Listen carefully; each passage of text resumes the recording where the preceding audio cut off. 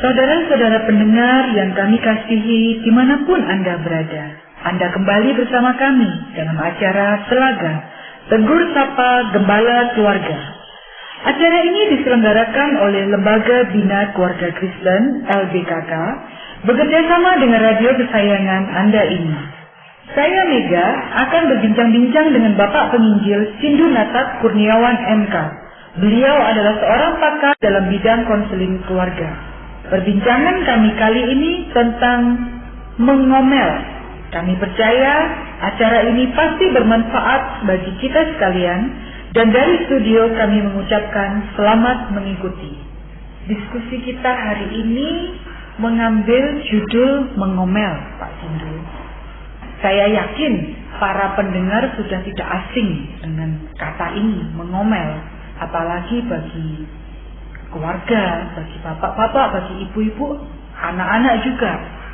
Bagaimana ini Pak Sindu, fenomena mengomel ini? Tepat bahwa kata Bu Mega tadi, hal mengomel itu umum dan lumrah ya. Jadi kita menganggap itu sebagai hal yang normatif, artinya sah-sah saja, tidak bersalah dan bagian alamiah dari pengasuhan orang tua kepada anak apalagi. Namun sayangnya itu buruk dan menghancurkan bagi relasi, terlebih bagi tumbuh kembang anak, Bu Mega. Yang masih saya bingung ya Pak ya, mungkin juga rancu.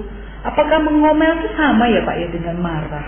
Ada bedanya, saya pikir, ya, Bu Mega. Pak? Jadi mengomel itu ada unsur rasa kecewa. Ya. Saya ingin rumah ini rapi, kok anak saya membuat berantakan, kecewa. Ya. Bisa jadi juga marah ada di dalam mengomel. Gitu kan, kamu ini memang anak yang cometan, anak yang berantakan, apa-apa yang kamu pegang pasti hancur, berantakan, kapal pecah. Nah, nada-nada tinggi, ada kemarahan yang terungkap dalam omelan kita sebagai orang tua. Jadi marah itu merupakan salah satu unsur dari mengomel itu sendiri ya Pak ya? Iya, Bu Mega. Tapi apakah mengomel itu bisa disamakan dengan marah? Iya, ada bedanya. Ada bedanya ya Pak ya? Karena kalau marah itu bisa jadi kata-kata kita pendek, bisa jadi. Iya. Saya marah, kamu ini ya anak nakal. Sudah pergi, selesai. Ya. Tapi mengomel itu tergambarkan dengan banyak kata-kata yang diungkapkan. Entah ada kata bahasa Indonesia menggerutu, bersungut-sungut. Nah itu dia mengomel. Beda dengan marah.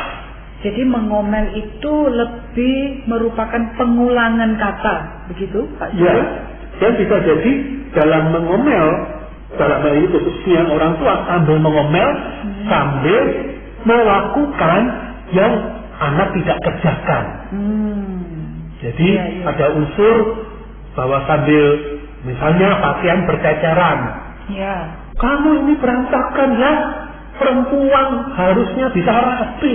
Masa pakaian bisa tersebar di mana-mana. Sambil misalnya sang ibu memunguti pakaian anak perempuannya yang bertebaran di mana-mana, sambil dilipat, sambil terus berkata-kata mengungkapkan kekecewaan atau mungkin tuduhan-tuduhan negatif terhadap anaknya tersebut. Apakah mengomel ini itu lebih banyak dilakukan ibu-ibu ya Pak ya, kalau dibandingkan dengan bapak-bapak? Ya, saya lihat lebih mungkin dilakukan ibu-ibu. Karena mungkin satu sisi wanita kebutuhan untuk berbicara lebih tinggi. Kebutuhan untuk mengungkapkan perasaan dalam bentuk kata-kata lebih tinggi. Bagi wanita umumnya dengan berkata-kata itu melegakan tekanan emosi. Sementara bagi laki-laki terlalu banyak kata-kata pada batas tentu melelahkan. Sehingga mungkin langsung menghadik, langsung melakukan tindakan fisik daripada kata-kata ketika perbendaraan energi kata-kata itu sudah melampaui batas, sudah enggan untuk berkata-kata. Bukan berarti, mungkin saya mempertegas, ini stereotip ya, pengomel pasti wanita. Pria tidak. Oh, saya yakin itu kesalahan, sebuah kekeliruan. Pria pun masih bisa juga mengomel. Jadi bukan hanya wanita. Tapi persentasenya lebih banyak wanita. Ya. Gitu ya Pak ya. Ya. Nah, tadi saya mendengar kata-kata Pak Sindu, kalau ketika wanita atau ibu-ibu ini mengomel, itu sedikit banyak melegakan, begitu? Betul, untuk sesaat melegakan. Karena kan kejengkelan, kekecewaan diungkapkan kan dengan kata-kata melegakan. Namun sisi yang lain saya melihat mengomel itu memberi dampak buruk, yaitu melelahkan jiwa, melegakan sesaat. Iya. Tapi sebenarnya orang tua yang hobi mengomel membuat pikiran perasaannya lebih dikuasai dengan hal-hal negatif. Iya. Jadi dia seperti punya pandangan negatif terhadap anaknya. Dia melihat juga diri ini hanya sepertinya punya satu pilihan, yaitu mengungkapkan perasaan-perasaan negatif. Jadi dia tidak melihat alternatif yang lain. Bagaimana mengungkapkan dengan perasaan positif, merasakan secara positif, mengungkapkan dengan cara yang positif. Jadi melelahkan dan sisi yang lain memenjarakan, memperangkap orang tua tersebut yang suka mengomel sesungguhnya. Iya, bagaimana itu Pak? Memerangkap. Iya. Yang tadi saya katakan, akhirnya orang tua seperti merasa inilah cara hidup kami sebagai orang tua. Jangan mendidik anak. Mengomel dan mengomel. Kalau dalam pemerintahan, kerja dan kerja. Dalam menjadi orang tua mungkin motonya mengomel dan mengomel. Dan itu memperangkap. Sepertinya itu oke dan itu lumrah. Padahal itu sebuah penjara emosi, penjara relasi orang tua terhadap anak, penjara pola asuh orang tua terhadap anak. Dalam pengertian lain, kalau saya bisa mengambil kesimpulan dari penjelasan Pak Sindu tadi, mengomel itu merupakan suatu bentuk komunikasi ya Pak ya. Tepat. Dari orang tua kepada anak, tapi cara komunikasi yang salah. Sepakat. Kira-kira penyebabnya apa ya Pak ya? Kenapa ya lebih banyak ibu-ibu itu yang lebih banyak mengomel daripada bapak-bapak? Ya tadi itu yang saya ucapkan bahwa keterbatasan perbendaharaan kata atau kebutuhan berbicara dari pria dibandingkan wanita. Wanita lebih butuh banyak bicara daripada pria. Satu sisi itu.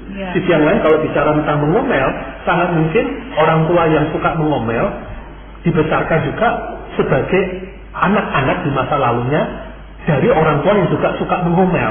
Jadi copy paste, tontonan jadi tuntunan. Mungkin waktu menjadi anak merasa capek diomelin. Tapi sisi yang lain dia belajar lewat live tontonan hidup orang tua yang memang hanya mengomel. Nah, sebagai ayah dan ibu ketika menjadi orang tua, secara bawah sadar, otomatis dan alamiah, dia pun mengulangi perilaku orang tua yang sesungguhnya dulu ketika menjadi anak dia tidak suka, tapi dia akan tetap lakukan karena tidak melakukan proses pembelajaran, proses kesadaran, hanya otomatis mengalir, dan itu akhirnya ya mengomel. Pada sisi yang lain, Bu Mega saya pikirkan mengomel umumnya tidak mengubah perilaku yang diomelkan itu. Iya. Jadi misalnya seperti kita mau menguti baju, anak berpikir, loh, toh diberesin oleh mama, untuk apa lagi saya beresin? Akhirnya anak pun ya udah kan udah diberesin mainannya, udah diberesin pakaian yang berserakan. Anak pun akhirnya tidak mengubah perilaku itu. Jadi Pak Sindu, mengomel itu kan pada dasarnya tidak mengubah ya Pak ya perilaku yang dikeluhkan dari orang tua terhadap anak-anak. Tapi kenapa ya Pak ya orang tua ini kok ya tetap aja mengomel? Padahal sudah tahu bahwa perilaku mengomelnya ini tidak akan merubah kok perilaku dari anak-anak yang diharapkan oleh orang tua ini sendiri. Ada fiksi orang tua seperti berpikir bahwa hanya itu cara untuk mengubah anak. Sisi yang lain, mungkin memang orang tua perlu memeriksa motif, pikiran-pikiran, asumsi-asumsi yang ada di belakang tuntutan orang tua. Apakah itu realistik? Apakah orang tua perfeksionistik, artinya mengejar kesempurnaan secara tidak sehat. Artinya harus serba bersih, serba rapi, serba mulus. Padahal ini anak-anak khususnya misalnya masih anak di bawah 5 tahun. Apakah ini anak-anak yang memang membutuhkan ruang kreativitas? Bukankah ada kalimat nggak kotor, nggak belajar? Jadi kadang memang anak perlu diberi ruang, area, boleh kotor. Artinya misalnya kamu boleh main kotor, main tanah, main lumpur, tapi itu di luar rumah. Begitu kamu mau menginjak, masuk ke dalam rumah, bersihkan badanmu dulu, ganti baju, masuk. Jadi sebaiknya diberi area. Nah dalam hal ini mengomel itu, kamu ini kok celometan, kamu ini ya, saya pun di luar rumah ya harus dong anggun, bersih, wangi. Nah ini pada anak-anak, masa bermain. Jadi tuntutan orang tua memang salah satunya perlu diturunkan, motifnya perlu diperbaiki. Dengan kata lain, untuk isu mengomel ini sendiri, orang tua itu punya andil ya Pak ya. Jadi orang tua itu harus juga memeriksa dirinya. Kenapa dia itu melakukan itu secara terus menerus? Kan biasanya kita melihat kalau orang mengomel, oh berarti yang diomeli yang salah. Nah, kalau di dalam penjelasan ini berarti bisa jadi orang tua itu juga punya kesalahan. Seperti misalnya terlalu perfeksionis itu tadi. Memiliki peraturan-peraturan yang kaku juga begitu ya Pak ya. Jadi orang tua juga harus mawas diri begitu ya Pak ya. Kenapa dia itu mengomel yang tidak berhenti-berhenti juga. Nah dampaknya kepada anak itu apa ya Pak ya? Kalau misalnya seorang anak mendengarkan bapaknya atau ibunya terus mengucapkan kata-kata yang berulang-ulang dan terkesan seperti menuduh untuk kesalahan-kesalahan yang katakanlah bisa dia berbuat, bisa juga tidak dia berbuat. Salah satunya yang saya lihat, Bu Mega, anak menjadi kurang menghargai orang tua. Di bawah orang tua menurun. Karena ayah ibuku omong doang, hanya berucap, berbusa-busa. Dan itu membuat telinga anak bising, seperti lalat yang berterbangan. Anak merasa, aduh tutup telinga dah, masuk telinga kanan, keluar telinga kiri. Nah Pak, anak kan setiap kali dia mendengarkan kata-kata orang tuanya yang itu aja, untuk topik juga yang sama, yang terus diulang-ulang, itu bisa nggak ya Pak ya menimbulkan suatu perasaan-perasaan tersendiri di dalam diri anak? Seperti bagaimana, Bu Mega? Jadi maksud saya begini, kalau seorang anak dia diomeli secara terus menerus tanpa dia itu tahu sebetulnya salahnya apa. Kalau menurut sepengetahuan saya, ketika orang tua mengomel, jarang sekali memberikan alasan kenapa dia itu mengomel. Yang penting dia hanya berkata-kata yang diulang-ulang, menuntut, menyatakan kesalahan. Nah, seperti itu bagaimana dampaknya terhadap seorang anak yang dia itu tidak tahu saya itu diomeli itu untuk apa tanpa penjelasan dari orang tua. Bisa jadi anak itu akan muncul satu pemahaman diri, aku salah. Apapun yang aku lakukan cenderung salah di mata orang tua, membawa diri menjadi pribadi yang bisa jadi kurang merasa berharga, rasa percaya dirinya rendah, atau memberi predikat kepada diri, aku anak nakal, aku anak yang tidak taat, aku anak yang berantakan. Apakah betul ya Pak ya, perasaan-perasaan seperti ini itu merupakan dampak dari yang dinamakan kekerasan emosi begitu? Soalnya sangat bisa, ya, sangat bisa. Akhirnya anak merasa bahwa orang tua telah menyakiti hatinya. Saya melihat ketika seorang ibu atau seorang bapak yang terus-menerus mengomeli anaknya tanpa memberikan penjelasan, itu berarti dia sedang melakukan yang dinamakan kekerasan emosi terhadap diri anaknya. Kita jangan membayangkan kekerasan emosi itu seperti sesuatu hal yang sangat besar. Oh, yang marah sampai berteriak-teriak, apa yang sampai memukul, itu sebetulnya tidak seperti itu. Tetapi ketika orang tua hanya mengatakan, kamu itu loh, gini aja kok nggak bisa. Mama sudah bilang, kamarnya diberesin, tapi kok ya tidak dilakukan. Ketika orang tua melakukan atau mengatakan hal seperti itu, dan kemudian tidak diberi penjelasan, hanya mengomel, hanya menuntut, itu sama saja dengan memposisikan anak menjadi seseorang yang tidak berdaya. Anak kemudian akan berpikir bahwa iya ya, mama yang benar, aku yang salah. Apalagi ketika dia melihat orang tuanya ini, ibunya ini membereskan semua yang dituntut, semua yang diomelkan kepadanya. Hal ini akan membuat anak ini merasa dirinya itu bukan apa-apa dan tidak bisa berbuat apa-apa. Memang merupakan seseorang yang inferior, yang memang patut untuk diomeli oleh orang tuanya. Dia akan merasa bahwa dirinya itu bersalah. Ya. Bagaimana? Terima kasih Bu Mega mempertajam tentang dinamika yang terjadi di balik orang tua mengomeli anak. Ya. Jadi saya sepakat bahwa tanpa disadari ketika orang tua gemar mengomel, Ya. maka sebenarnya orang tua sedang mengkerdilkan anak. Orang tua sedang melakukan pembonsaian anak. Ya. Orang tua seperti berkata, kamu memang nggak mampu. Kamu anak yang tidak berdaya. Kamu sudah umur 10 tahun, tapi perilakumu seperti bayi. Ya sudah, aku perlakukan kamu seperti bayi. Jadi orang tua melakukan penghukuman, pemasungan terhadap potensi tumbuh kembang anak secara sehat tanpa disadari. Dan anak terjebak dalam kotak perangkap, dalam penjara emosi, penjara citra, gambar diri yang orang tua ciptakan. Sehingga itulah yang Bu Mega melihat ini bentuk kekerasan emosi. Iya. Terus dampaknya ke anak ini sendiri bagaimana ya Pak ya? Selain dia itu bisa menjadi inferior dan selalu merasa bersalah itu tadi.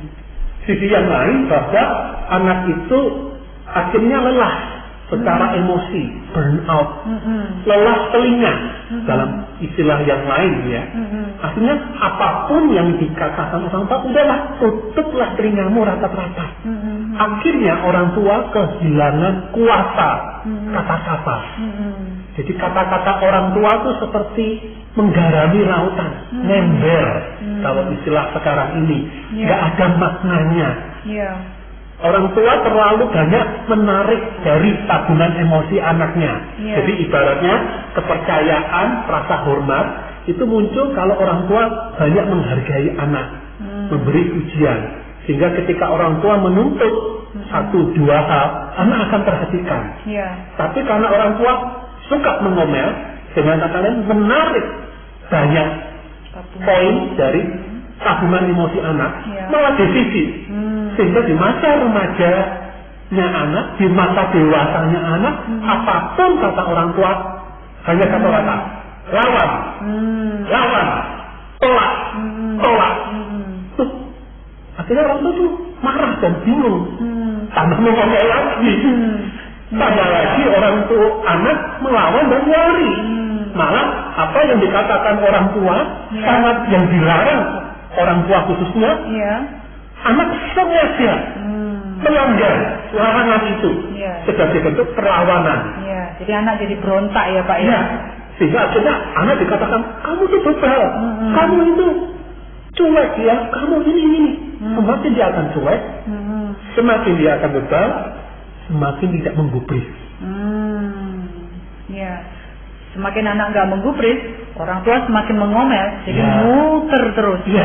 Kayak siklus gitu ya. Betul, lingkaran setan yang sayangnya tambah lama tambah terpuruk. Orang tua terpuruk, anak pun juga terpuruk. Oke.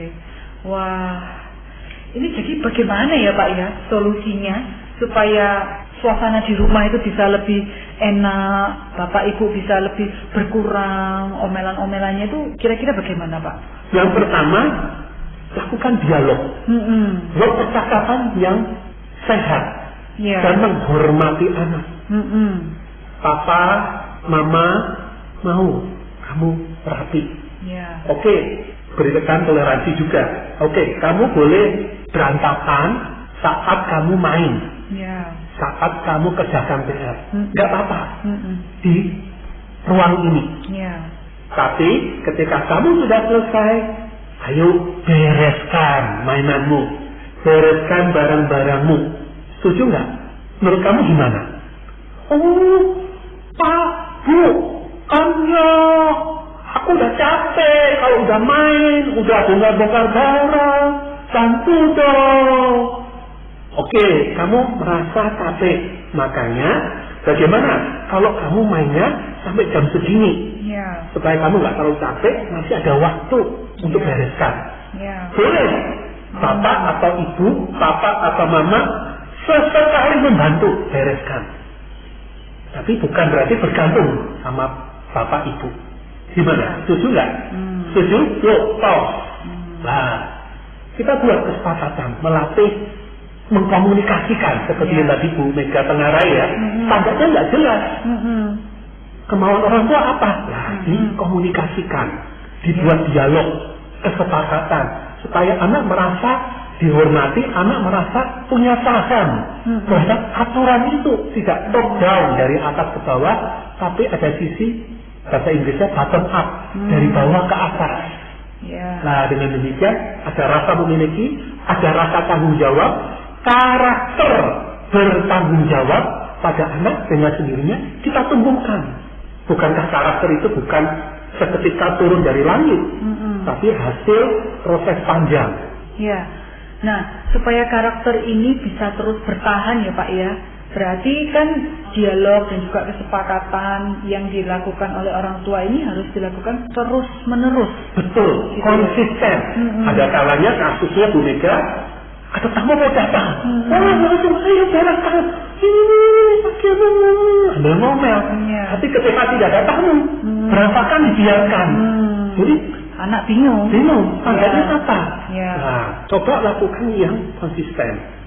Oke, berarti solusinya sudah 3 ya Pak ya. Jadi harus ada dialog, harus ada kesepakatan yang dikerjakan, dan juga kekonsistenan itu yang tidak boleh dilupakan. Kira-kira ada solusi apa lagi yang lain ya Pak Sindu? Perlu orang tua Bu Mega memilih medan peperangan. Seperti apa itu? Artinya tidak perlu semua hal itu diatur seperti kemauan orang tua yang serba rapi, serba bersih, serba oke. Ya. Jadilah orang tua yang manusiawi. Artinya begini, untuk beberapa hal kita perlu berani melepas. Ya. Misalnya kamar berantakan untuk skala tertentu, barang-barang berantakan, atau mungkin anak kita mudah lupa untuk beberapa hal. Ya. Sudahlah, kalau itu kita lihat kok berulang, memang anak kita tidak berdaya, terlalu banyak tuntutan, lepas. Jadilah orang tua yang manusiawi dan menjadikan anak kita manusiawi. Karena kalau kita serba menuntut sempurna, anak kita akan jatuh perfeksionistik, tidak mudah puas diri, serba juga tidak mudah puas orang lain. Dia terkukung. Nah, maka dalam hal ini kita juga perlu melihat, jangan-jangan kita mengomel karena dari diri kita yang perfeksionistik, terlalu mengejar kesempurnaan yang sebenarnya tidak manusiawi bagi diri kita.